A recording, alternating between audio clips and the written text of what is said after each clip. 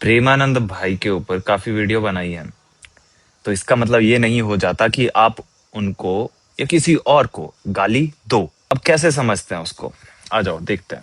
अब यहाँ पे इस वीडियो के कमेंट सेक्शन में देखोगे तुम, तो यहाँ पे एक तो ये डाला हुआ है, ठीक है, एक ये है, पाखंडी कह लो भाई, लेकिन ये जो प्रेमा की MKC, ठीक है, तो ये आ गए वो लोग जो मेरी वीडियो देख के उग्र हो जाता है एकदम से, जिनको थोड़ा सा भी पोक कर दिया किसी को, तो अगर वो आपके साथ, आपकी मेंटेलिटी के साथ या आपके विचारों के साथ जुड़ते हैं, तो वो आपके अंधभक्त हो जाते हैं। ऐसा नहीं होना चाहिए।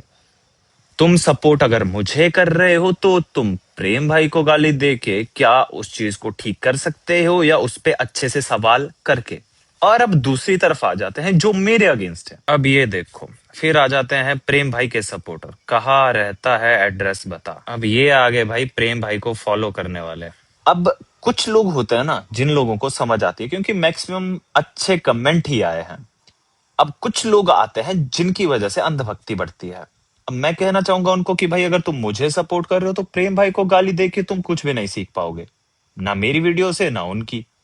और अगर उनके सपोर्टर हो, तो तब तुम मुझे गाली लिख दोगे, और इससे होगा क्या, तुम कट्टरता की तरफ बढ़ते जाओगे, किसी भी साइड हो। और कट्टरता ही हमेशा आपको रोकती है आगे बढ़ने से। तो इसीलिए कहता हूं कि अंधभक्ति करना किसी के भी विचारों की हमेशा गलत चीज है। आप सवाल पूछो, मुझसे पूछो या प्रेमा भाई से पूछो। और सवाल पूछ कब पाओगे तुम किसी से भी, जब तुम्हें जानने की इच्छा होगी इंस्टेड की मानने की। अब मैंने कुछ कहा तो क्योंकि जान के कहा, दिख रही हैं चीजें। आप लोग कुछ और चीजें मान रहे हो बाबा के पास, जानने और मानने, फिर से बोलूंगा, आप मान रहे हो बाबा के पास, इसलिए आप ज्यादा कट्टरवाद में फंस रहे हो।